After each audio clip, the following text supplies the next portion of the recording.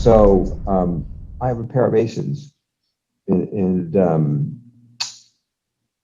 what is it, pre-flop? I mean, a lot of people, a lot of people do with, and I'm sure they're not using any math or whatever. They're just going, but I have a great hand. They'll go all in with a pair of aces. But as I often say to my friends when we play poker, just remember, it's just a pair, and there's a lot of cards to come. Is it smart to go all in with a pair of aces? And oftentimes I see, you're easily beaten by the time you get to the river because somebody will pull something better than your pair of aces. Well, yes, but statistically, you're not likely to be beat by the river. I mean, the most equity someone's going to have against you is like 20%. So you're risking all your money as an 80% favorite, which is more than you can ask for. So it's not a bad strategy. So it's not a bad strategy when people do that, you think? A pair of aces or pair of kings to go all in, or to go really heavy on a pre-flop?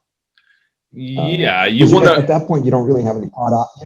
You don't have any pot odds. You haven't seen anything, Yes, but you're kind of evaluating each decision at face value. So in the sense that, like, you're on a high level, your goal in poker is to just put money in when you have the most equity given the information available. So like each sort of decision is a vacuum in the sense that, like, there's new information available and there's new equities. And so if you continually risk money when your equity is high, you're going to make a lot of money. So kind of to use another example, let's say you're playing blackjack. Did you play blackjack? You do, right? You told me you played? Yeah. Okay. That was my first game. Yeah. Right. So let's say the dealer's showing a 6. That's a bad card for the dealer to have, right? A 6.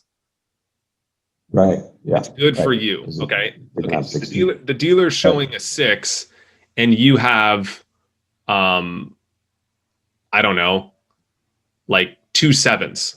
I have 2 10s. Yeah. You're gonna split. You got 21. Right. You're gonna split, right? Right.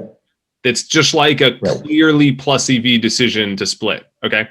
Now, what you're telling me is you're saying, well, I shouldn't split my 7s when the dealer has a 6, because what if I get a 10 and a 10 and bust? Or what if I get a 9 and a 10 and bust?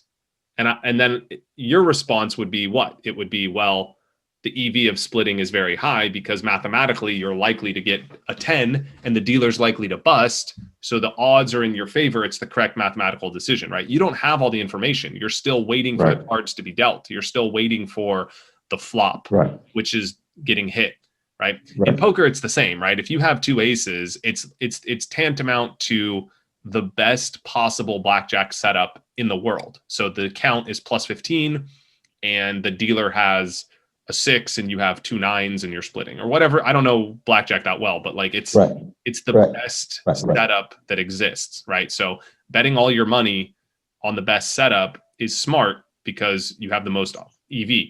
Now, you're not betting all the money you have in the world. So in the same way that blackjack, a core principle is managing your risk, you're doing the same thing in poker. You're only betting the money in front of you. And the money in front of you is a fraction of your overall bankroll. So it's like, it doesn't matter if you lose this bet because you can just rebuy and bet again. Just like in blackjack, if the dealer hits a 5 and a 10 and you hit a 9 and a 10 and you get unlucky and lose the split 7s versus the 6, you just bet again the next hand. Like it doesn't really matter. I mean, it matters, but it really doesn't matter. So that's the philosophy behind it. That's like why you want to focus on the quality of your decisions relative to your odds. So generally, betting really heavily on a pair of kings or a pair of aces pre-flop is not a bad idea. No, it's a very good idea. Because I have done that and lost. That's probably why I was sort of questioning that, because I only had a pair, and somebody pulled something far better by the time they got to the river. They saw me, they saw me with, I remember it was, I had a pair of aces, somebody had a pair of queens, and they got trips, you know. So, but statistically, I had a good chance. What you're saying is I had a good chance, so it was not a bad. Yeah, it's also about understanding decision. The long run expectation, right? So it's much easier to remember the painful situations that happen to you where you lose. But it's also important to reflect on that you probably wouldn't be questioning that play had you won. So let's say you put all your money in with aces, they put all their money in with queens or Jack 10 suited or ace king or whatever the hell they have.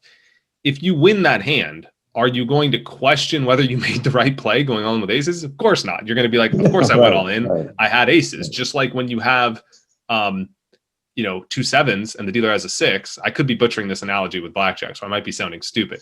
But you're never going to question if you hit the right cards. If you hit a 4, if you hit 2 4s and a 10, and the dealer hits a 10 and a 10, are you going to be sitting there questioning your logic? You're going to be like, well, of course I did this. This was the statistical right play.